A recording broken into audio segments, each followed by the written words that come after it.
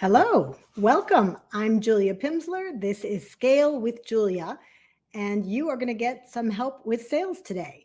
This is a free live show I've been doing once a week, having a lot of fun with it. I am a business scaling coach if you're new to me, and my organization, Million Dollar Women, has helped a few thousand women to scale up their businesses and get to 1 million in revenues. And we've noticed along the way that very few women have sales training.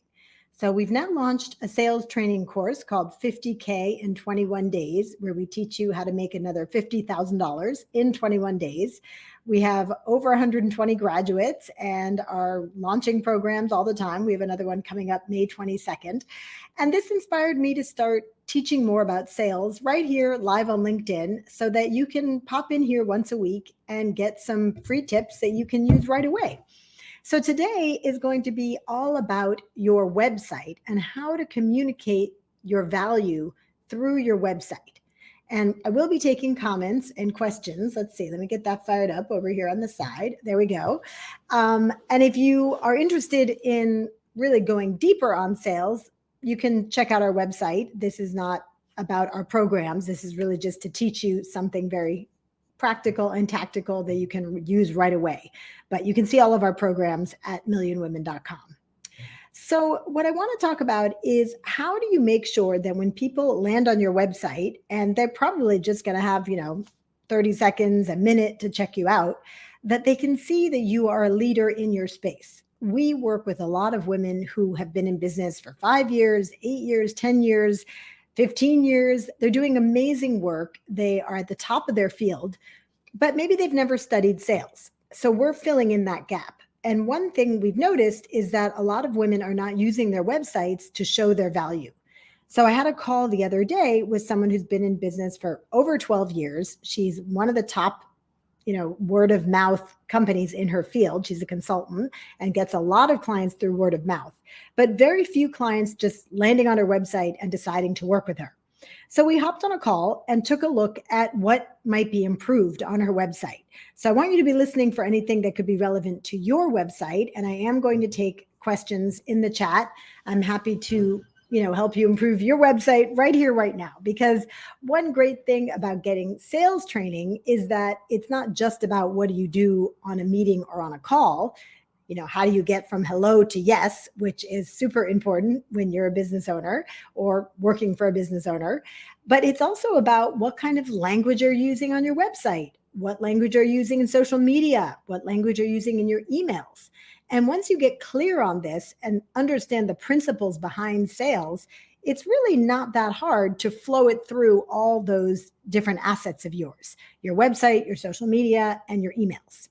So this person who reached out to me, she had a website that was really beautiful. It had images of, people doing the kind of work she helps people to do. But what we realized was it didn't tap into the pain point of her potential customer. And this is one of the key principles when you study sales is how do you help the customer to understand that you understand their pain and that you're the right one to solve it. And typically, if you can get that language right, if they're reading something on your website or in your social media or in your emails that make them feel like, oh, wow, she really gets me, then they're way more likely to trust you to solve the problem. In fact, a great guiding principle in sales is that if people feel that you understand their problem, then they also think you're the right one to solve it. So how can we show people that we understand their problem? Well, one, we can use language that is language that they would come up with, not necessarily language that you would come up with. So here's the irony around this is that you're an expert at what you do. That's why you started a business and that's why you have clients and customers who love you. But we all get caught up in the kind of, industry speak in our field or in our industry. So for me as a coach, I might want to use language like, do you want to scale up? Do you want to double your revenues? Do you want to understand your profit margins better? Because these are words I use and think about every day in coaching women to grow their businesses. Here's the problem with that. No one wakes up in the morning and goes, gee, how am I going to increase my profit margins? Or I would really like to grow my revenues. That's just not language they use. They don't even wake up in the morning and say, I want to scale my business. Here's what they do say. I want to go on vacation and I want to have more money to spend to go on that vacation this summer. I made less money this year than I did last year. How can my revenues be going down, not up? I don't love my business as much as I used to. I just feel like I'm working all the time. I'm tired. I feel like I'm always the one doing everything. These are the things that they say. So we're very careful at Million Dollar Women to, one, pay attention to what women say when they get on calls with us about what kind of pain points they're having. And then two, use that language on our website, in our emails, in our social media, so that the women who have the problems we can solve know that we are, one, the leader or one of the leaders in our space, but two, that we really understand what they're going through. Because back to that irony of being an expert at what you do, you spend most of your time helping people solve their problem. If you're in marketing, you help them ramp up their marketing. If you're an accountant, you help them get their books in order. But your next 100 clients, they have not figured that out yet. That's why they need you. So the language that you want to use on your website and your social media and in your emails is all about how they felt before they solved the problem. And so we really have to be careful to almost avoid the language that it's our instinct to use, because our instinct is to use the language that people who've already solved the problem are using, and not the language that the people who still have the problem are using. So if you're wondering, well, Julia, where do I go get that language? It's very easy. You take notes on calls with your clients or your potential clients who you're getting on calls with or going to in-person meetings about what they say they're struggling with. It's those very things that need to be front and center on your website and in your emails and in your newsletters or emails that you send out. So let's go back to your website. So on the home page, we want to have some phrase that really speaks to one of the top pain points of your client. And again, be careful of your jargon in your industry. Like, I don't want to say on my homepage, like, are you ready to scale up? It doesn't say that on the homepage of millionwomen.com. It says things like, when you've already watched all the free webinars and downloaded all the podcasts and you're ready to really go big in your business, reach out to us, right? Because we don't actually want the women who are just starting their journey to reach out. That's not our ideal client. So that's something else you can think about as you look at your website, which I hope you're looking at more critically after the things I'm sharing here. And if you've already got this dialed in, great. If your website has like the right phrases so people feel like they can trust you and know you're the authority, terrific. Now, is that flowing through your social media and your emails? But if you're not sure if it is, I would recommend that you think about at what part of their journey, of their professional journey, is your customer finding you? Are they right at the beginning? Are they getting stuck or at some plateau? Or is it that you're trying to take them and help them 10x whatever they're doing?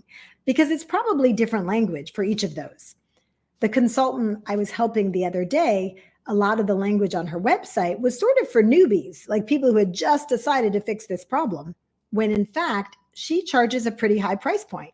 And the people who hire her tend not to be newbies. They tend to have already maybe tried out some cheaper company or tried to do this thing on their own and realized they couldn't, and now they needed more help. So if you have a way of communicating to your client, hey, I know what you already tried, and I know that hasn't worked, that might be just the thing to get them to stop scrolling and stay on your site for a little while, because they're like, oh, she knows that I've been downloading all the podcasts and watching all the webinars and reading all the books. And that even though that's supposed to be helping me grow my business, I'm actually just getting overwhelmed and getting conflicting advice from all different places. I don't have anyone to ask. I'm supposed to just sift through all this stuff. One week I'm implementing one method, one week I'm doing something else. It's not actually ideal. I mean, we know because we get a lot of women who've done all that and then come to us for more kind of hands-on, tailored, customized help.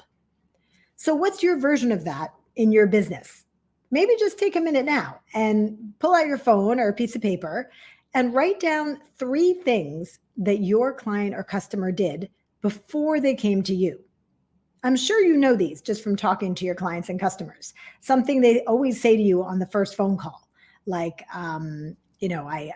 for instance, there's a free mentor organization in America where you can get free mentors for your business. And a lot of our women say that they had a free mentor from this organization. So that's something they tried. We know a lot of them watching the free webinars and listening to the podcast. So what has your customer tried? Once you have those three things, then you could think about, how do I put some language on my website that speaks to those three things, and then create some social media or do an email newsletter blast, or not even everybody has a newsletter anymore. It could just be an email that you send to your whole list, really speaking to those pain points and talking about what you're hearing from clients. Even just mentioning what you're hearing from your clients will help your future clients to know if you're the right fit for them. Like, for instance, at Million Dollar Women, we work with a lot of women who are excellent at what they do, but maybe have not delegated as much as they need to, or haven't figured out how to build their team, or don't love the finance aspect of their business. So they haven't figured out how to get growth capital or how to build the team because they're not managing their funds in a way that allows for bringing on new team members. By us knowing that and speaking to it, the women who have those problems are drawn to us. And the women we're not right for, like, for instance, we don't help women to leave corporate America and start a business. That's just not something we do. We work with women who are already in business. They know that we're not speaking their language, right? They're going to go with a coach who's like, are you sitting at your desk every day wishing you owned your own business? Do you really want that freedom? Do you really want to be able to build a business that works for your lifestyle? You're not going to see that language on our site. Now, we do have an online community where we welcome women at earlier stages. And so some of them that might resonate with. But for our programs, the Million Dollar Women Accelerator, which helps you get to 1 million, and for 50K in 21 days, it's really for business owners who've been in business at least a few months or sometimes a few years and want to make improvements. So I hope this was helpful. If you have questions for me, you can throw them in the comments even after this is over. I always check the comments after Scale with Julia. And I like to just stick to one topic per Scale with Julia so it doesn't get overwhelming. Today was all about your website, but as you hear, that also flows through your email and your social media. If there's something you'd like me to address, you can ask me on LinkedIn and I could do it at one of the upcoming sessions. I tend to teach on things I've been hearing from my coaching clients. Right now, we're in a 50K in 21 days sales training sprint with a great group of women. We have a class tonight. So I'll be listening for what they're struggling with and bring that to you next week. In the meantime, great job focusing on sales. And I look forward to seeing you back here next week. I'm going to throw that banner back up in case you want to get in touch. You can set up a call with us by going to scalewithjulia.co or check out all our programs, 50K in 21 days and Million Dollar Women Accelerator. We have a cohort starting April 25th. So please act quickly if you're interested in getting scaling help. And we look forward to meeting you. I'll see you right back here. Have a great day. And in the meanwhile, stay brave and go big.